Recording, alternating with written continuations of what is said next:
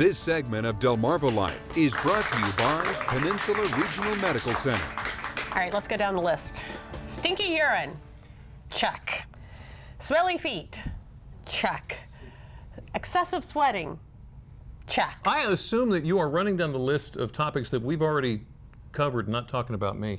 Yes. In our Ask the Doc series today, we add a few more to that lovely list. Here's how it works. You ask the questions, you remain anonymous, and there's no topic off limits, and then we get the answers. This is the guy who provides those answers. This is Dr. Chris Snyder. He's the Chief Informatics Officer and Hospitalist with Peninsula Regional Medical Center. Thank you so much for coming in again today. Great to be back. You are a veritable fount of information. Amazing. Okay. First question that we've got lined up for you here. I've had what feels and looks like an ulcer on the tip of my tongue for 3 weeks now. What can be done for relief/healing? I've already tried gargling with salt water. Oh, those are painful too, aren't they? They hurt. Yeah, my daughter came. She gets them frequently too. So yeah, we don't know what caused those. Majority of them are benign, which means nothing big. Just got to kind of watch them and they last anywhere from 2 to 4 weeks, depending on the location of the ulcer. But they hurt like heck. There's not a lot you can do for them. You know, over the counter, Advil, Tylenol, whatever you want for pain. But usually, obviously, it's during eating. Spicy foods, probably not the best thing to throw on a sore. Is there a way to prevent them? Not really. It's in fact, a lot of it's genetic, we think. There's no real underlying circumstance. Some of them are caused by viruses, and a lot of people confuse these with canker sores, and a lot of different names for them. You know, the one thing you got to worry about if you're a smoker or chew tobacco or any of those unfortunate habits, those things can precipitate cancer too. So if it's there for more than 3 weeks and it continues to enlarge or change, absolutely get it checked out by an oral person. All right. Question number 2. I work as a bartender and have what's called bar rot on my fingers. Here's a picture. At times it hurts, and can anything be done about this? Bar rot's, actually I bartended in college, so I clearly understand the water circumstances you're in. Well, when your hands are wet, diaper rashes are another kind of wet environment also in children. But anytime there's a humid environment, little plants grow, and it's called a fungus. So you can get funguses, and those funguses are clearly very uncomfortable, especially if you continually force water on them. Anytime you help a plant grow, and a fungus is a plant, you water and feed it. It's kind of like athletics. Absolutely, athlete's foot. So very similar. So the best thing is to stay away from the water if you can. But as a bartender, that's a little rough. But there are over-the-counter antifungals you can use, and most of those work fine. You need to use them 2-3 times a day, but dryness is the key. In fact, I used to, when I took care of little ones, we used to use low-temperature blow dryers just to kind of give an extra dry before or when you get out of the shower, or any other wet environment you can avoid. Bar rot. I'd never heard of that. Yeah, me neither. Okay, so this one, unfortunately, I tend to relate to. Me too.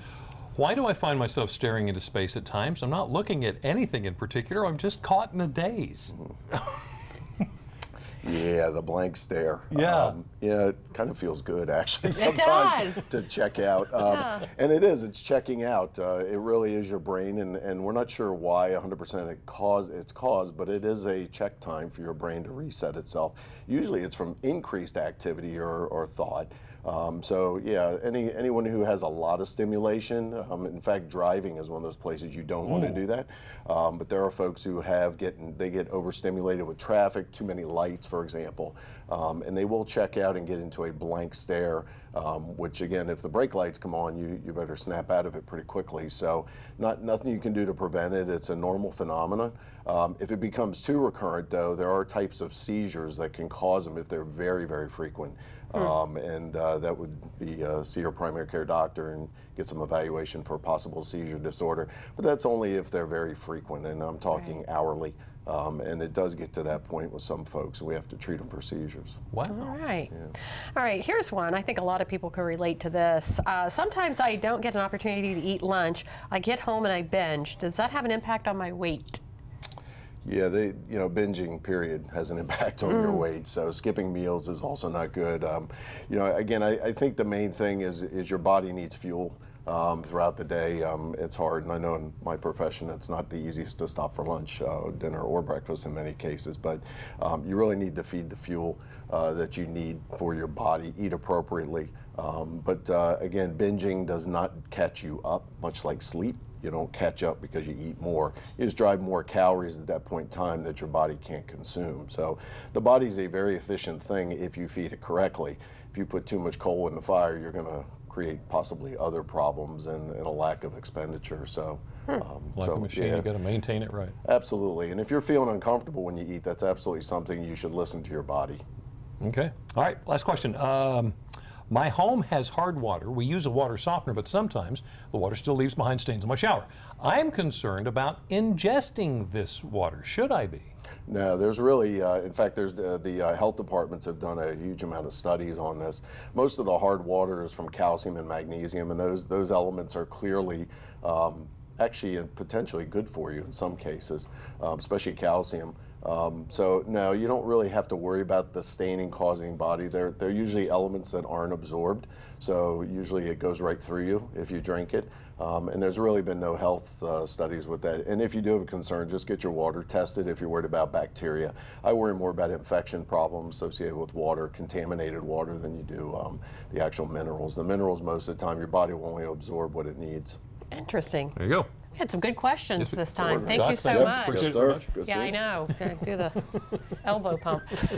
Let's do it again next month, okay? And if you would like to read more about Peninsula Regional Medical Center or to submit a question you'd like Dr. Snyder to answer, go to delmarvalife.com.